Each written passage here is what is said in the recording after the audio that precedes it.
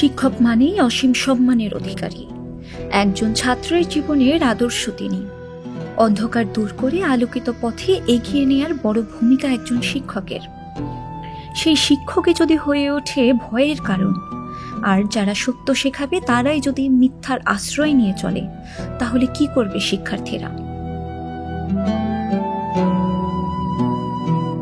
পাবনায় শিক্ষার্থীদের সাথে প্রতারণা করেছেন বিদ্যালয়ের প্রধান শিক্ষক।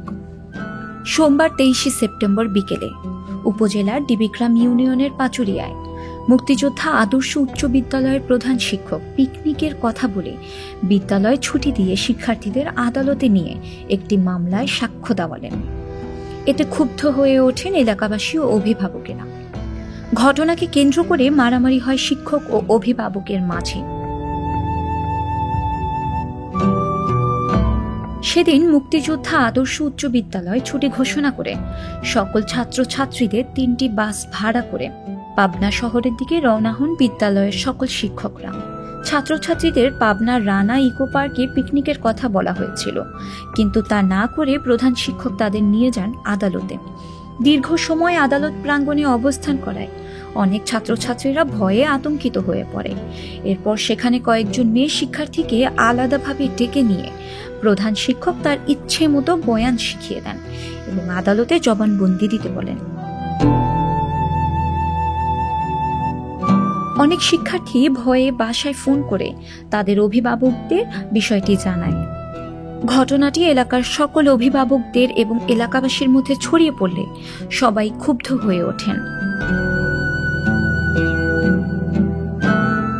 এই অবস্থায় একজন অভিভাবক বলেন, তার মেয়ে সেই বিদ্যালয়ের 10ম শ্রেণীতে পড়ে। স্কুল থেকে স্যারেরা পিকনিকে নিয়ে যাবে বলে 200 টাকা চাঁদা নিয়েছেন। এরপর তিনি জানতে পারলেন হেডমাস্টার ছেলে মেয়েদের পাবনা কোর্টে নিয়ে গেছে। বিষয়টি জানার পর আতঙ্কিত হয়ে পড়েছিল সেই অভিভাবক। পিকনিকের কথা বলে কোর্টে কেন নিয়ে গেল এমন কথায় বিদ্যালয়ের প্রধান শিক্ষকের বিচার চাইলেন তিনি। জিজ্ঞেস করা হলে এ নিয়ে বিদ্যালয়ের প্রধান শিক্ষক জাহাঙ্গীর আলম বলেন, বিদ্যালয়ের মেয়েদেরকে ইফটিজিং করার ঘটনায় কয়েক মাস আগে চাটমোহর থানায় একটি অভিযোগ করেছিলেন তিনি। অভিযোগটি পাবনা কোর্টে বিচারাধীন। সেই মামলায় সোমবার 15 জন মেয়ের আদালতে সাক্ষ্য প্রদানের তারিখ ধার্য ছিল। তাই ছাত্রীরা তাদের সহপাঠীদের সঙ্গে পাবনা কোর্টে যেতে চাওয়ায় পিকনিক স্পটে যাওয়ার আগে তিনি সবাইকে নিয়ে গেছেন কোর্টে এবং তার মতে বিষয়টি তিনি উপজেলা মাধ্যমিক শিক্ষা কর্মকর্তা স্যারকে আগেই অবহিত করেছিলেন।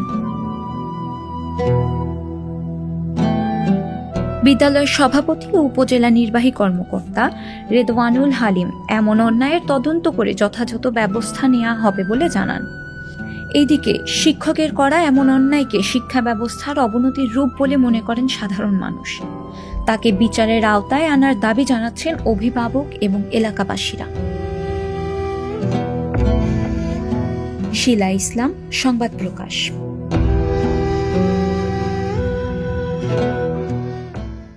সংবাদ, ফিচার ও অনুষ্ঠানের জন্য ভিজিট করুন সংবাদ প্রকাশের ওয়েবসাইট এবং যুক্ত থাকুন ফেসবুক পেজ ও ইউটিউব চ্যানেলের সঙ্গে।